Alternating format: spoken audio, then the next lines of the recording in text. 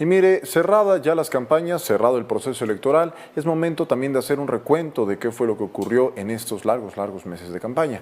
Creo que algunos de los actores que jugaron un papel fundamental fueron también las casas encuestadoras. Para hablar de ese tema le doy la bienvenida y le agradezco mucho por su tiempo a Rodrigo Galván, director de las Heras Demotecnia. ¿Cómo estás, Rodrigo? Buenas noches. ¿Cómo estás, Braulio? Buenas noches. Qué bueno que nos acompañas. Cuéntanos tú, ¿cuál crees que fue el papel de las encuestas? Porque me parece que en comparación con otros procesos electorales, ahora hubo muchas casas encuestadoras que sacaban muchos resultados. Algunos no coincidían tanto. En el caso de las Heras Demotecnia fue de las que más acertó, tanto en la Ciudad de México como en la presidencia. Mira, yo creo, si me permites, que el primer tema que ocurre es que hablamos de las casas. Un poco decir que había su papel, como dices, ¿no? En esta campaña fue decir que esto no estaba resuelto. Y habíamos otros, muchos, la mayoría de las casas serias que tenemos una trayectoria que cuidar, que decimos que nunca hubo competencia en esta elección, ¿no? En esta campaña. Digamos que, por lo tanto, la pregunta de cuál fue el papel, pues el Depende. papel de las series fue contar lo que estaba ocurriendo y había el papel de otras que era tratar de decir que había competencia.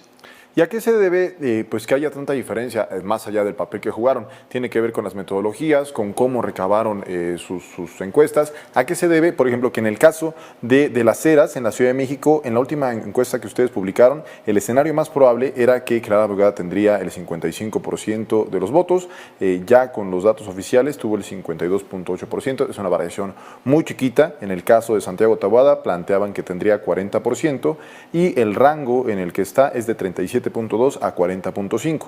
En el caso de Chertorivsky, ustedes tenían un 5% y ese es el único en el que me parece que hay una diferencia pues, más amplia, ¿no? Porque finalmente fue el rango de 6.9 a 9 puntos porcentuales. ¿A qué se debe que, por ejemplo, en el caso de las Heras Demotecnia haya pues, esta certeza, esta cercanía con los resultados finales? Eh, 30 años de hacer encuestas en este país, para empezar, un método probado y sobre todo te voy a decir una cosa, nosotros tenemos un modelo. ¿Por qué la diferencia con varios de ellos o con quienes son pronosticadores y no encuestadores? Okay. Tú ahorita como periodista tienes cuánta información acerca de las elecciones, muchísimas, de eso vives. Y eso te permite a ti tener un sentido, un olfato, decir yo creo que va a ganar la Ciudad de México tal, o que la va a ganar tal, o que la va a ganar tal. Eso es pronosticar. Lo puedes hacer tú mucho mejor que Massive Caller, sin lugar a dudas, o lo puedes hacer mejor que el Pulpo Polo, que Moni Vidente, porque eso es pronosticar. Ya vemos quienes tenemos un modelo demoscópico que tiene variables, que tiene consistencia, que tiene históricos, que tiene muestreo, que tiene estratificaciones y que nos permite a nosotros ir replicando ese modelo durante 500 elecciones, irlo calibrando. Cuando llevamos 33 años, es como si yo te digo, Roy Campos, tú sabes que Roy Campos ha hecho todos los exit polls que han habido en este país, todos. Pues ni modo que ya no sepa hacer exit polls, ¿me explico? Entonces, es un poco eso, es la experiencia versus los modelos replicables, diría yo. Y ahorita, sobre esta distinción que hacías entre pronosticadores y encuestadores, ¿cuál sería la diferencia para que la audiencia lo tenga más claro y también sepa cómo tomar la información que de repente le llega a través de los medios de comunicación? Claro, una es olfato, ¿no? Okay. Suponiendo que haya buenas intenciones, ¿no?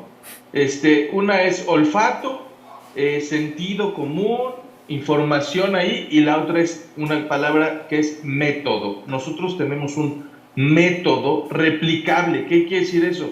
Que ese método, Braulio, nosotros lo podemos usar cada vez y repetir cada vez.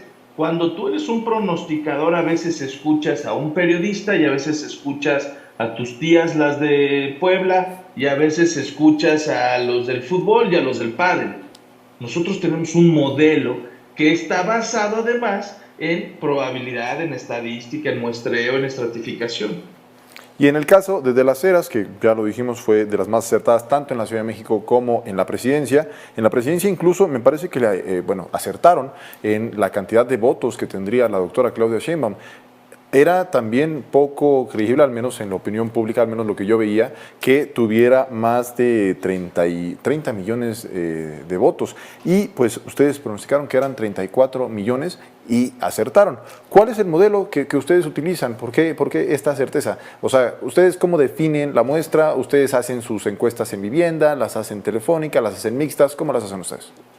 Sí, no, nosotros lo hacemos en vivienda, pero mi pleito no es con las metodologías, ¿eh? Ok. Porque hay encuestas telefónicas y hay encuestas digitales que han sabido modelar para irse acercando y para ir, digamos, compensando lo que nosotros llamamos como falta de representatividad.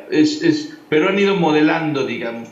Tiene ahí un poco de adivinanzas, ¿no? Pero siguen modelando. No, nosotros, si me permites explicar en un minuto, Claro que sí. nosotros tenemos dos cosas. La primera, hicimos una encuesta en vivienda que basa sus resultados en la historia electoral, no nada más en lo que está ocurriendo, sino en la historia que ha tenido cada territorio, por un lado, y por otra, nosotros tenemos un modelo que llamamos de votantes probables. No nada más preguntamos usted por quién votaría, quitamos el no sabe, multiplicamos por 100, que es lo que hacen la mayoría de mis colegas. Nosotros tenemos un modelo de votantes probables en donde quitas inconsistencias y por eso tenemos la capacidad de ser los únicos que tienen la capacidad de dar el número de votos. Lo impresionante con la elección de Clara y también la de la presidencia de la República es que fuimos muy certeros en el número de personas que saldrían a votar.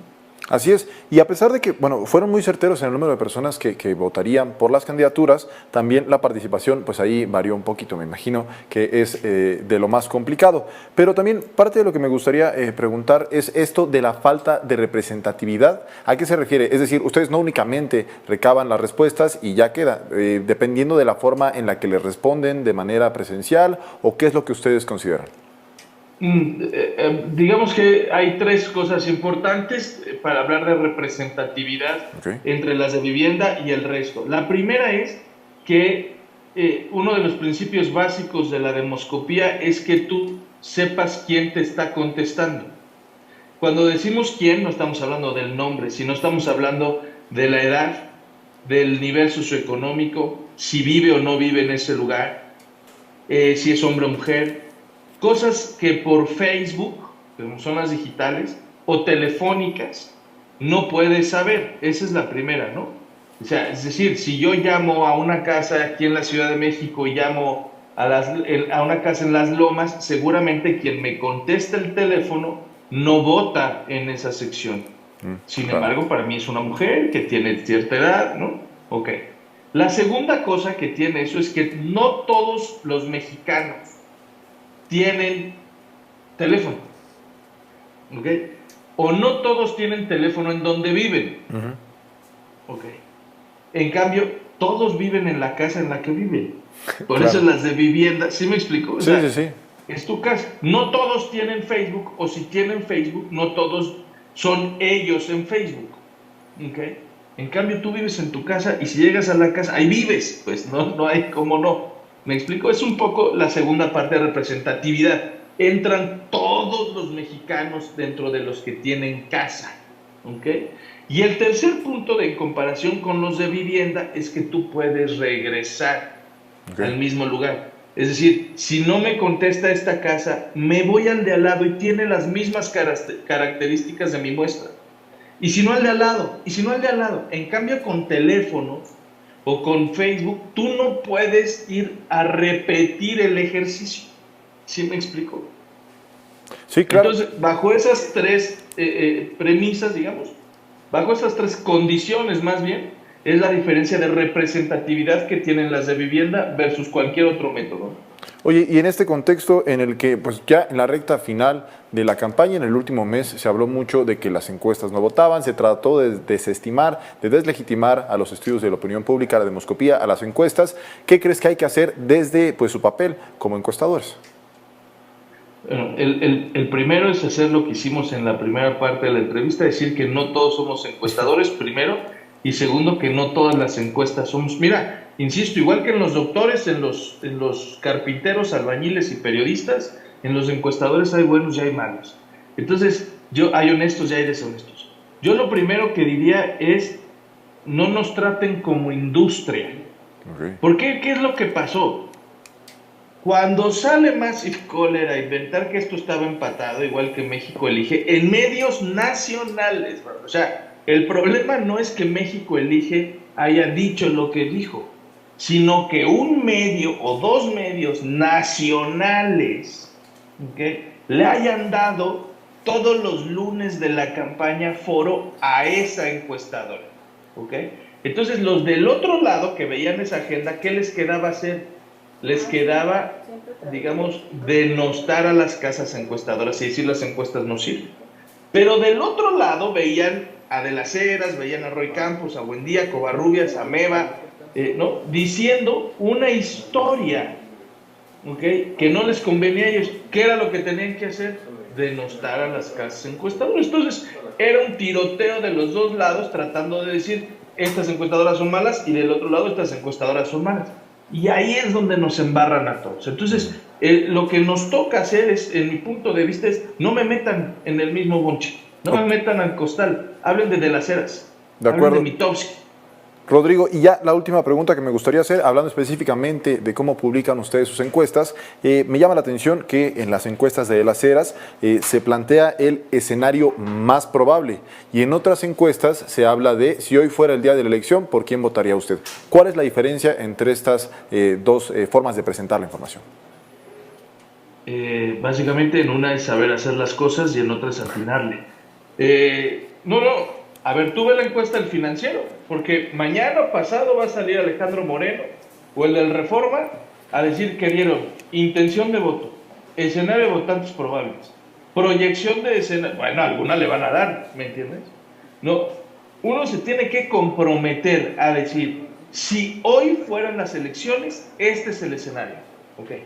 De las Heras pasa del escenario más probable, que además lo publicamos también, a decir, olvídense, agarramos todo lo anterior y este es el escenario de votantes probables. Si hoy fueran las elecciones, este sería el escenario.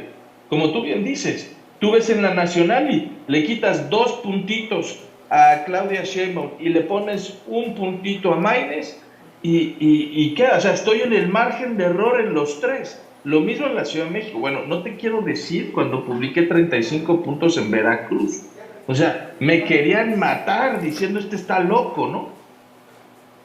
Insisto, el escenario de votantes probables es con lo que un encuestador se debe comprometer. Excelente. Rodrigo, pues te agradezco mucho por tu tiempo y también por el trabajo que han estado haciendo en las Heras. Fuerte abrazo. Al contrario, estamos a sus órdenes para lo que necesiten. Hasta la próxima.